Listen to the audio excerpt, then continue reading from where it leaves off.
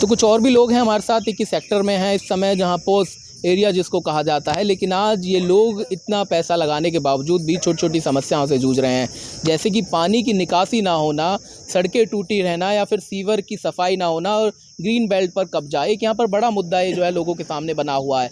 बार बार शिकायतें दे चुके हैं लेकिन कोई समाधान नहीं हो रहा है और अब कह रहे हैं कि जल भराव जो है रोज़ाना होने लगा है और जब मीडिया की मदद लेते हैं तो थोड़ी बहुत राहत मिलती है, लेकिन वो भी कुछ ही देर के लिए मिलती है। टैंकरों से पानी को निकाला जाता है लेकिन वो कब तक निकाला जाएगा ये कहना मुश्किल होगा। कैसे समाधान हो पाएगा बाबूजी, इतने समय से देख रहे हैं कि क्या हालात सुधरे और हम देख रहे हैं कि जगह जगह पर कीचड़ जमी हुई है, सड़कें जो है जाम रहती हैं, पानी जल भराव हो जाता है। क्या समाधान है इसका? और स्मार्ट सिटी के तहत पैसा लगाया गया और कहा गया कि स्मार्ट सिटी अब फरीदाबाद बन गया है, और क्या देख रहे हैं इस चीज़ों को? स्मार्ट सिटी की बात जहाँ तक है, उसकी कुछ नॉर्म्स हैं, वो नॉर्म्स पूरी नहीं हैं। अब मैं सेक्टर 21 की बात करता हूँ, 21 है कि जहाँ पे हम लोग खड़े हुए हैं।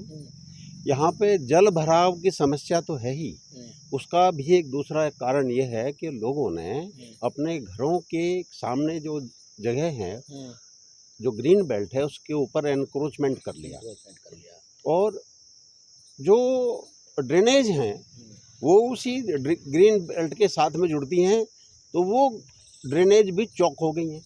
अब जब पानी निकलेगा नहीं तो इसका समाधान कहाँ से होगा?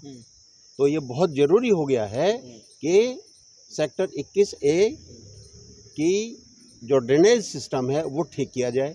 इसके अलावा एक दूसरी समस्या और गहरा गई है। बारिश के दिन जिन हुए हैं कि बहुत सारे घरों से ये समस्या आ रही है कि उनका सीवर जो है वो बैक मारता है, सीवर उसमें आने लगा है। तो ऐसे में तो ये लोगों की ज़िंदगी नरक हो गई है। अब सीवर का काम एक व्यक्ति नहीं कर सकता, इसके लिए तो एक बड़े स्तर पर एक प्रोग्राम की और एक बड़े स्तर पर मशीनों की जरूरत पड़ती है, जिसको को छोटे लेवल पर पूरा नहीं कर सकता। सड़कें टूटी हुई हैं यहाँ पर, हमने देखा कल 2 हादसे भी यहाँ पर हुए हैं। सड़कों के विषय में मैं बताता हूँ। देखिए, सड़क बनाने का एक नॉर्म्स है, उसकी एक गुणवत्ता है, उसमें कुछ सामान लगता है, फिर उसमें बनाने के लिए एक्सपर्ट लोग होते हैं जो उसकी देखभाल करते हैं और बाद में उसको एक सर्टिफिकेशन दिया जाता है कि ये ठीक है। लेकिन क्या हुआ है कि मेरे यहीं से जहाँ पे मैं खड़ा हूँ, यहाँ पे मदर डेयरी है, उसके सामने एक दिन बहुत ज़ोर से आवाज़ हुई, देखा तो बीच में से सड़क उखड़ गई और टूट गई सड़क। अच्छा। हाँ, अच्छा था कोई यहाँ पे नहीं था, नहीं तो बहुत बड़ा हादसा हो जाता। ऐसे ही ये कल एक घटना सुनी है। इसके अलावा गेट नंबर 10 से आगे हम थोड़ी दूर जाएंगे तो वहाँ पर भी सड़क टूटी पड़ी है। तो जिनकी छोटे पहिया की गाड़ियाँ हैं, जो बाइक हैं, स्कूटी हैं, छोटे बच्चे स्कूल में आते जाते हैं, उनका जब उसमें ऐसे आना जाना होगा तो उससे गिरने का और एक्सीडेंट होने की 100% संभावनाएं हैं। तो इसके लिए इस सरकार को या फरीदाबाद के एडमिनिस्ट्रेशन को सड़कों पर ध्यान देना चाहिए। दूसरे, कल जो ये घटना हुई है उसे देख करके मेरा मन बहुत दुखी है, मैं बहुत इससे परेशान हूँ कि गरीब लोग मारे गए। अब उनको कौन तो उनकी देखभाल करेगा, कौन उनकी दवाई दारू करेगा? तो इसके लिए सरकार को इतना संवेदनशील तो होना चाहिए कि वो उनकी दवाई का और उनके खर्चे का तो कम से कम इंतजाम। बिल्कुल, देखिए अब जो है उस पर गिरफ्तारी की मांग की जा रही है, FIR दर्ज होने की मांग की जा रही है। मैं आपको दिखा रहा हूँ कि ये देखिए सेक्टर 21 है, हालांकि इसको पोस्ट एरिया कहा जाता है और काफ़ी अच्छी बड़ी कोठियाँ हैं, बड़े सोसाइटी यहाँ जो है बना दी गई हैं, लेकिन ऐसे ही हाल पूरे सेक्टर में जगह जगह पर बने हुए हैं और ये सभी लोग काफ़ी परेशान हैं। इसी को लेकर आज जो है यहाँ पर मिले हैं और अपनी बात रखना चाहते हैं। क्या कहना चाहेंगे? ये हालात देखकर लगता है कि सेक्टर इतना सुंदर भी हो सकते हैं? सेक्टर तो बहुत अच्छा है, लोग रहने वाले बहुत अच्छे हैं, बट यहाँ के जो पानी का जल भराव है और जो एक सीवर सिस्टम है बहुत फेल है। 3 बार आंधी आ चुकी है, आंधी आने के बाद पेड़ गिरे हुए हैं, कोई देखने वाला नहीं है, सारे तरफ पेड़ गिरे हुए हैं, पूरी पार्किंग फुल, सारे पेड़ अंदर पार्किंग में भी गिरे हुए हैं। कल को कोई भी हादसा हो सकता है, अंदर लोगों को अंदर मार्केट में आने के लिए बहुत बड़ी परेशानियाँ हो रही हैं। बच्चों के पे एग्ज़ाम्स थे अभी संडे वाले दिन, तो पूरा दिन टैंक लगे हैं यहाँ पे, बट भैया कि कोई ढंग से वो नहीं हो पा रहा है। तो समस्या तो बहुत है और यहाँ तो हल्की सी बारिश हो जाए, लोगों को आने जाने के, बाइकर्स और पैदल जाने के लिए तो बहुत बड़ी परेशानी खड़ी हो जाती है।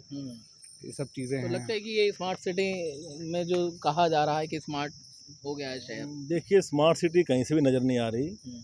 जब आप इस तरह के पोस्ट सेक्टर में कुछ नहीं कर पा रहे, जल भराव की समस्या निरंतर जारी है, सीवर की समस्या इतनी भयंकर है यहाँ पर, हर बार सीवर ओवरफ्लो हो जाता है, स्मेल आती है, बुरा हाल हो जाता है, पानी की समस्या आ जाती है, पेड़ पौधे आप देख ही रहे हैं, ग्रीन वेस्ट का निस्तारण कहीं नहीं हो पा रहा। तो स्मार्ट सिटी तो दूर की कौड़ी है, कम से कम एक अच्छा एक स्वस्थ जीवन, एक साफ सुथरा जीवन मिल जाए, हमें वही बहुत है। तो सेक्टर की दिक्कत बहुत है। तो देखिए स्मार्ट सिटी तो दूर, ये एक छोटी छोटी समस्याओं से जूझ रहे हैं यहाँ के लोग। और यहाँ के ही नहीं बल्कि शहर कहीं ना कहीं आज इस स्थिति में है, अगर जरा सी बरसात आती है तो लोग घबराने लगते हैं, बिजली चली जाएगी और जल भराव हो जाएगा, और उसके बाद कितने घंटों तक जो है इसी तरह की स्थिति रहती है, फिर ना ऑटो मिल पाते हैं ना वाहन चल पाते हैं। इसी को लेकर लोग परेशान हैं और कह रहे हैं कि मानसून अगर आया तो फिर हालात बहुत ज़्यादा ख़राब हो जाते हैं, क्योंकि लोगों की मौत हो जाती है।